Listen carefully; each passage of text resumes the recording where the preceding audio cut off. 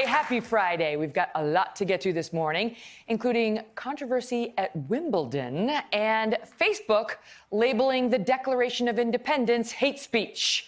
Joining me now on that and other things making the rounds this morning, NBC News correspondent Stephanie Gosk, along with Akbar Gbaja-Biamila and Matt Iseman of American News.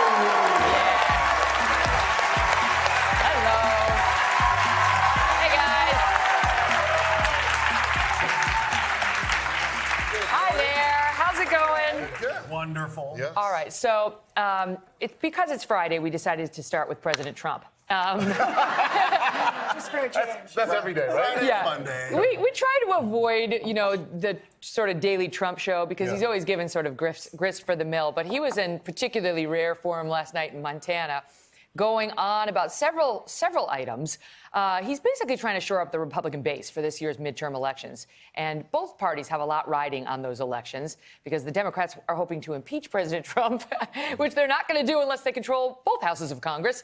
The president unleashing one of his favorite attacks yesterday evening on Massachusetts Democrat Elizabeth Warren over her claims of having Native American ancestry, claims which are dubious at best. Last night, he was at it again and also went on to mock the Me Too movement. Take a listen. She's based her life on being a minority. Pocahontas, they always want me to apologize for saying it. To the fake Pocahontas, I won't apologize. Let's say I'm debating Pocahontas, right?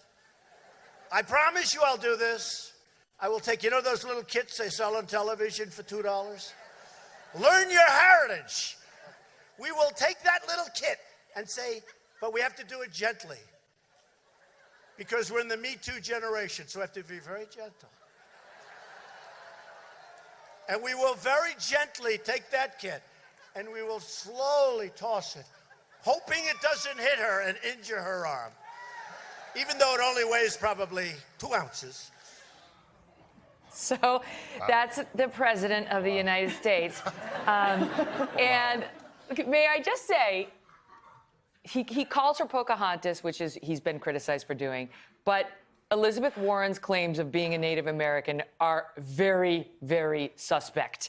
There was somebody in her ancient history who may have been 1/32nd Cherokee, and even that has never been proven. It's just a claim that no one's ever substantiated. And the reason this became a controversy is because when she was running for the U.S. Senate, it emerged that she had been calling herself a minority and saying she was a Native American while at Harvard and possibly before, and they were touting her as a minority professor. Okay, but Megyn, here's the other dubious claim, that the only reason Elizabeth Warren is where she is because she's a minority. I mean, give me a break. The woman is one of the most... Well, no one said that. He just did. He did. He said the only reason she's gotten to where she is because she's claimed that she's a minority.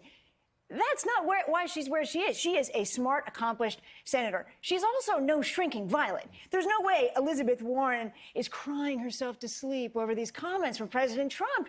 She's tough as nails. But many purport to be outraged by them. They don't like him using that term to refer to her as Pocahontas. And well, that's a different topic. I will say this: I've taken the 23andMe, and I came up 99.7% Nigerian, so I'm happy about that. It's confirmed. It's legit. It's legit. But I mean, for my wife who's mixed race, I mean, there are a lot of different things that come up. So it'd be interesting. But I do have to correct the president. It's not $2. I wish it was. They're like $99. So I don't know where you got the $2 from. When she was asked about this specifically during her Senate run, her explanation was, well, my mama and my pawpaw, that's what she said, my mama and my pawpaw, meaning grandparents, always had very high cheekbones. And that's what I was told, is that I had high cheekbones. I'm sorry, but this happened. You may like Elizabeth Warren, but this is why he's mocking her. The disconnect, though, and the most interesting thing to me is when I watch that. I'm a stand-up comedian. I've been doing it for 20 years. He's a comic right there doing it. It's very unpresidential, but it's also very effective, I think, for him to take this approach, sort of in a way mocking it, making this point of Pocahontas, undermining Elizabeth Warren using humor. I think humor is such an effective tool. Yeah. Now, whether it's right or not is a completely different issue. Yeah. But I think the point is, for his base, this is what they want to hear, and that's the disconnect. people on one side are going to hear it and be completely offended, but the people he's preaching to are going to hear it and go, that's hilarious. Yeah. Let's talk about the people that are offended. Let's talk about this population in our country that lives in some of the poorest places in this country with high unemployment, high substance abuse problems, and it is a legacy that we own in this country. If they are upset by our president invoking a piece of their heritage in the way that he's invoking it, shouldn't we listen to them? Shouldn't we care enough to listen to Well, are they upset about that? Are they upset that Elizabeth Warren appears to be faking the fact that she has Native American blood? I don't know the answer. I will say this. I think it is hard to say if someone's faking it or not. I mean, you can probably give a visual check and say, oh, is she or is she not? I also have high cheekbones. Yes. Doesn't make me Native American. A DNA test is the only way to settle it. My wife has the same thing. She thought that for a long time because of stories that were told to her that she was Native American. Did she check a box? Yeah, trying to call attention to herself as a Native American? Well, prior to, she did. But then once she checked or did the 23andMe, she found out that she doesn't have Native So maybe American Trump's onto something. She should take the MyHeritage test. And if it backs her up, then she can check the box as much as she Kelly wants. is calling for Elizabeth Warren to take the DNA. 23andMe. That's I just think if you're going to claim minority status, you should know. Given how protected that class is in the United States, that it better be legit. This is what's interesting. It better be legit. But how well is that class doing? What did she get by checking that box? Who checks that Harvard box? was touting her as a minority professor. But who gets success in this country by claiming that all the Native Americans that are so successful? Are you kidding me, Stephanie? So many people get a greater advantage in terms of getting into schools or getting promoted within a school if they're a professor of minority descent. How many Native Americans are running corporations in this country? How many Native Americans? Are you telling me in the risen to academic highest setting at heights? Harvard it wouldn't have been helpful for her I'm talking about to be a minority? senators and people that are in power in this country. That's what Elizabeth she Warren is. Is not in power because she checked a box that says she's You're telling me it didn't help her at Harvard? That's where she was claiming it, when she was at Harvard. Then for people who legitimately have Native American descent, to have someone who doesn't taking that place? Absolutely. That she could be stealing an that actual place? Native American professor. I don't know the truth of her heritage, and if that is actually the case, if she actually is lying about it for her own benefit, then absolutely that's wrong. But my larger point is the people that are offended by the way that he is presenting it, and by presenting it using the word Pocahontas that people take issue with. He doesn't have to go for that word. And I think we ought to listen to that. I think his point is, if he didn't have that moniker, we wouldn't be talking about it. That's how he gets attention to it. Here's what's scary to me is, first of all, I think people. One of the great things about this freedom of speech is people don't have a right not to be offended. But what's interesting is we're getting to the point where now you're going to have to produce papers to prove your heritage. Not unless you claim. It's because she ran for public office. Nobody would have bothered her if she hadn't run. Well, as a comedian. And then it came out that she was claiming it. I mean, that's an issue. I'm sorry. Same way Blumenthal claimed that he had served in Vietnam, and that became an issue.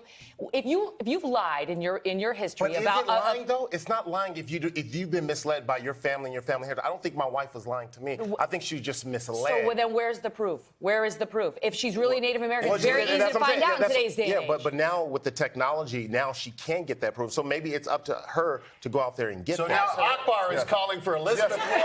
Because it'd be interesting. All right, good. Maybe she'll do it.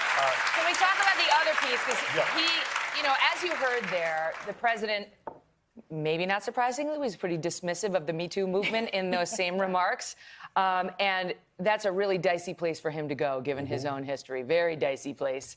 And, I understand that the Me Too movement has been expanded. This is actually one of the things Tarana Burke, the woman who coined that phrase, coined it to raise attention to sexual violence against women of color in particular. And it's been expanded to cover so many things that it was probably never expected to or meant to.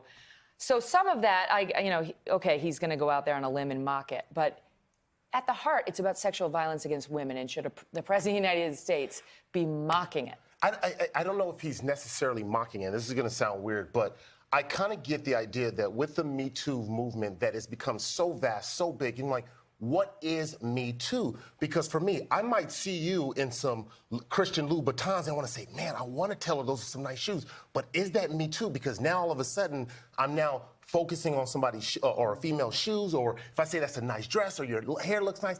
What is Me Too? I don't know what that is anymore. How far does it go? Yeah, how far does it go? Even though men can be included in it,